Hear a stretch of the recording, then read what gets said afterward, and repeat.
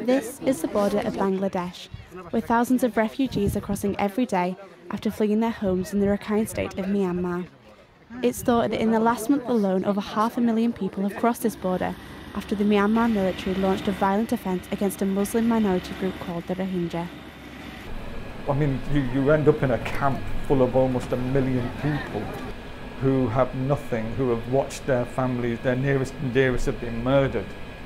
And the destitution and hunger is just unbelievable. Manzoor Ali has been feeding people on the streets of Manchester for decades, but after watching the crisis in Myanmar unfold, he knew he wanted to help more people further afield.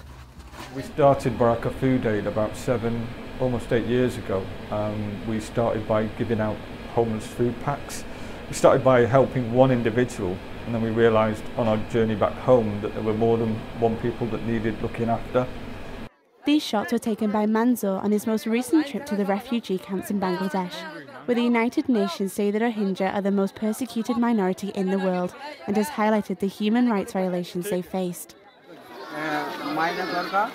This man is explaining to an aid worker how he spent 7 days travelling to Bangladesh because he watched his house being burnt down and his father killed in front of him. He escaped Myanmar to save his own life. We've all got a responsibility to one another as human beings. You know, we can talk about faith and everything else, but as human beings, we have a responsibility to one another, and that's why we do what we do, and what we get out of it is the satisfaction of knowing we've done the best that we could.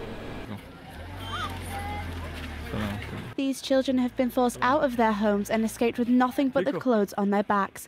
But it's charities like Barakah Food Aid and people like Manzoor that are still giving them reason to smile. Assalamu alaikum. Francesca Eagleton, Quays News.